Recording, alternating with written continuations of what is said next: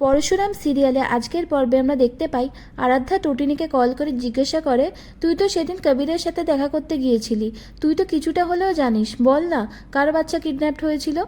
টটিনি emotionally দুর্বল হয়ে যায় আর তার সাথে ঘটা ভয়ঙ্কর ঘটনাগুলোর বিবরণ দিতে থাকে, কিন্তু ওর সন্তানের সাথেই যে এমন হয়েছিল সে কথা সে এড়িয়ে যায়।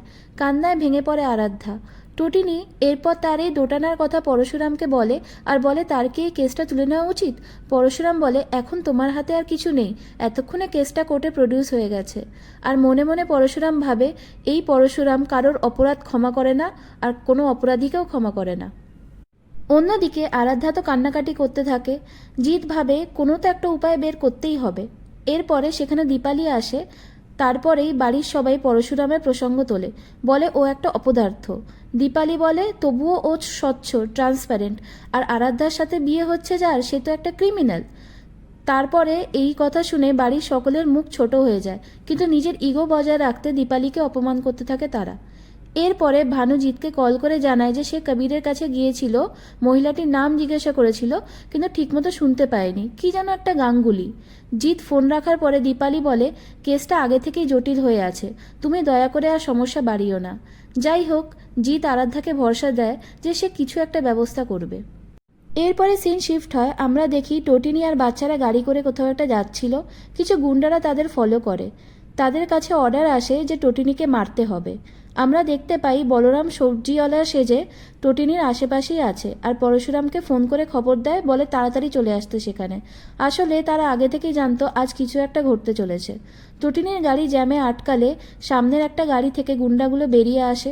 টটিনি গাড়ি ব্যাকে নিয়ে আসে আর সেখান থেকে বেরিয়ে যায়। এরপরে অন্য একটা অফিসার টটিনিকে প্রোটেক্ট করতে থাকে। তারপর গুন্ডাগুলোর সামনে আসে পরশুরাম আর তাদেরকে খুব মারতে থাকে। এখানে আমরা পরশুরাম আর গুন্ডাগুলোর মধ্যে একটা ফাইটিং সিন দেখতে পাই।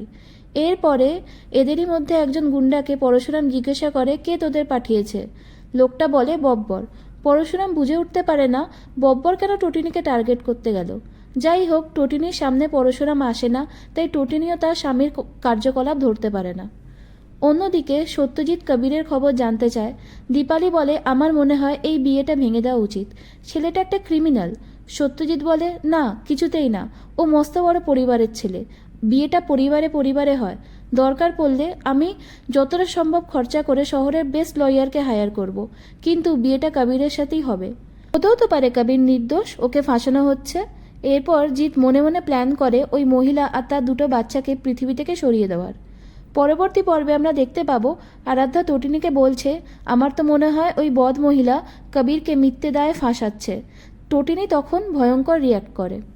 বন্ধুরা, রিভিউ ভালো লেগে থাকলে ভিডিওটিতে লাইক করুন, কমেন্ট করুন, শেয়ার করুন আর আমার চ্যানেলটিকে সাবস্ক্রাইব করুন। ধন্যবাদ।